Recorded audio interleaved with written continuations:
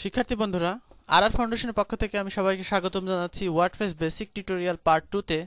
তো গত পর্বে আমরা দেখেছি যে কিভাবে ওয়ার্ডপ্রেস আমরা লোকাল হোস্টে ইনস্টল করব। আজকের টিউটোরিয়ালে আমরা দেখব যে কিভাবে ওয়ার্ডপ্রেস সার্ভার ইনস্টল করব, অর্থাৎ লোকাল হোস্টের যে ঠিকানাটা, এই ঠিকানাটা আপনি কাউকে দিতে পারবেন না, আর সার্ভারের ঠিকানা যে কাউকে দিতে পারবেন। তো সেই জন্য আমরা গত এইচটিএমএল টিউটোরিয়ালের পার্ট 8 এ দেখেছি যে কিভাবে সার্ভারে ফ্রি হোস্টিং রেজিস্ট্রেশন করতে হয়। তো আজকে আমরা দেখব যে সেই ফ্রি হোস্টিং এ কিভাবে আমরা ওয়ার্ডপ্রেসটা ইনস্টল করতে পারি। তো ওয়ার্ডপ্রেস ইনস্টল করার জন্য আপনার সেই হোস্টিং এ লগইন করতে হবে। লগইন করার পরে আপনি যে আপনার অ্যাকাউন্ট লিস্ট সেটা দেখবেন। তো আমরা আজকে এইটাতে ইনস্টল করব, যে আর ফাউন্ডেশন ডট নেট .78net। তো এটাতে আমরা যদি এটাতে ইনস্টল করতে চাই, সেক্ষেত্রে গো টু সি প্যানেল করলে আমাদের সি প্যানেল এখানে আসবে। তো ওয়ার্ডপ্রেস ইনস্টল করতে হলে আমাদের অবশ্যই এখানে একটি ডাটাবেস তৈরি করতে হবে। ডাটাবেস তৈরি করার জন্য আমরা এখানে যাব। এখানে দেখবেন যে ডাটাবেসের অপশন আছে, যে মাই এসকিউএল। তো এখানে আমরা একটা মাই এসকিউএল ডাটাবেস তৈরি করব। আমি একটা জাঙ্ক দিয়ে তৈরি করি।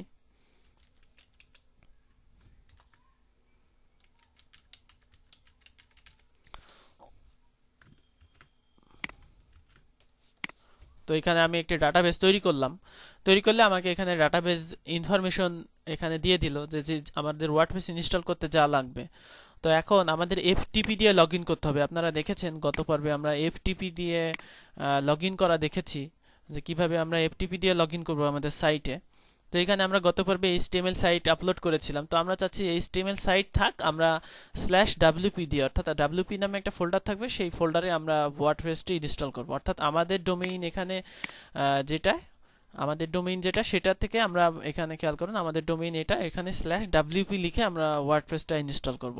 তো সেই জন্য আমরা এফটিপি দিয়ে লগইন করলাম। লগইন করে সেখানে একটি ফোল্ডার তৈরি করব wp নামে, এবং wp নামে ফোল্ডার তৈরি করার পরে আমরা এখানে আমাদের ওয়ার্ডপ্রেসটি ইনস্টল করে ফেলব। তো আমরা ডাটাবেস আগেই তৈরি করে রেখেছি। তো এখানে খেয়াল করুন, পাবলিক এইচটিএমএল এ আমি গেলাম। তারপরে wp নামে একটা ফোল্ডার আছে, এখানে আমি এখানে ওয়ার্ডপ্রেসের যে ফাইলগুলো সেগুলো আপলোড করব। তো যাদের স্লো ইন্টারনেট তাদের কিন্তু আপলোড করতে একটু দেরি হতে পারে। তো এখানে ফ্রি হোস্টিং এর সমস্যা এটাই, যে এখানে অনলাইন ফাইল ম্যানেজার যেটা আছে 00 ওয়েব হোস্টে, সেটা কাজ করছে না আমি দেখলাম। তো আপনাদের এফটিপি ব্যবহার করতে হবে, অনেকক্ষণ সময় ধরে এই ওয়ার্ডপ্রেসের সব ফাইলগুলো আপলোড করতে হবে। করার পরে এরপরে আমাদের যে ডোমেইনটা, অর্থাৎ এই যে আমাদের ডোমেইনটা, এই ডোমেইনটার পরে এখানে /wp লিখে এন্টার দিতে হবে। ঠিক লোকাল হোস্টের মতো এখানে একটা অপশন আসবে, যে ক্রিয়েট কনফিগারেশন ফাইল। তারপরে লেটস গো। এইখানে আমার ডাটাবেসের ইনফরমেশন গুলো দিতে হবে। তো ডাটাবেসের ইনফরমেশন আমি এখান থেকে নিয়ে আসি। এটা হচ্ছে আমার হোস্ট নেম, অর্থাৎ হোস্ট নেম হচ্ছে এইটা। এটা হচ্ছে আমার মাই এসকিউএল ডাটাবেসের নাম। ডাটাবেস ইউজার নেম আর নাম একই দিয়েছি। আর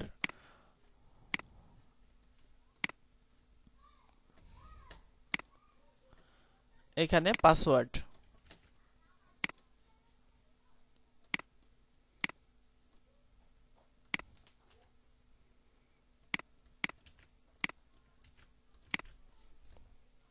তো এখানে সাবমিটে ক্লিক করলে আমাদের এই ডাটাবেসে ওয়ার্ডপ্রেসটি ইনস্টল হয়ে যাবে। এখানে খেয়াল করুন, সে ডাটাবেসের সাথে কমিউনিকেট করতে পারছে। তারপর রান দা ইনস্টল, এইখানে যাব। এখানে যাওয়ার পরে এবার আমাকে ইনফরমেশন দিতে হবে, যে আমাদের সাইটের যে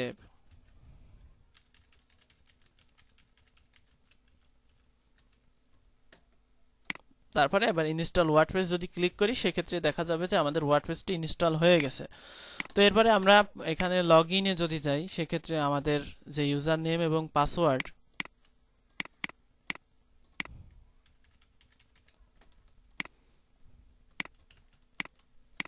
দিয়ে আমরা যদি লগ ইন করি, সেক্ষেত্রে দেখা যাবে আমাদের ঠিক একই ডাটাবেস চলে আসছে, এবং আমাদের যে সাইটের ঠিকানা, অর্থাৎ আমাদের সাইটের ঠিকানা হবে আর ফাউন্ডেশন net78.net/wp, অর্থাৎ এই লোকেশনে আমরা ওয়ার্ডপ্রেসটি ইনস্টল করেছি। দেখা যাবে এখানে গেলে একটা ডাটাবেস, একটা সাইট চলে আসবে, যে সাইটটা আমরা এখন সার্ভার ইনস্টল করেছি। এই ঠিকানাটা আপনি যে কাউকে দিতে পারবেন, এই ঠিকানাতে আমরা ওয়ার্ডপ্রেসের যে বাদবাকি কাজগুলো সেইগুলো আমরা প্র্যাকটিস করব। তো এই টিউটোরিয়াল দেখে আপনারা সবাই একটি করে ওয়ার্ডপ্রেস সাইট ইনস্টল করবেন, ফাইল আপলোড করে ইনস্টল করার চেষ্টা করবেন, করে এটা সার্ভারে আপলোড করবেন এবং লোকাল হোস্টেও আপলোড করবেন। তারপরে আমরা বাদবাকি যে ওয়ার্ডপ্রেসের যে মেনুর কাজগুলো সেগুলো দেখব। তো আশা করি এই টিউটোরিয়ালটি আপনাদের দেখে উপকার হয়েছে। তো আমি আরেকবার দেখিয়ে দিচ্ছি যে ফ্রি হোস্টিং কিভাবে পাবেন। গুগলে গিয়ে লিখবেন ফ্রি cPanel হোস্টিং, লিখে সার্চ করবেন। এখানে যেগুলো সত্যি ফ্রি cPanel হোস্টিং তার মধ্যে 00 ওয়েব হোস্ট আছে, megabyte.com এইটা আছে, তারপরে এখানে x10hosting.com এটা আছে। তো এইগুলোই আর কি আপনারা ব্যবহার করবেন। এখানে রেজিস্ট্রেশন করবেন, করে এখান থেকে ফ্রি হোস্টিং রেজিস্ট্রেশন করবেন।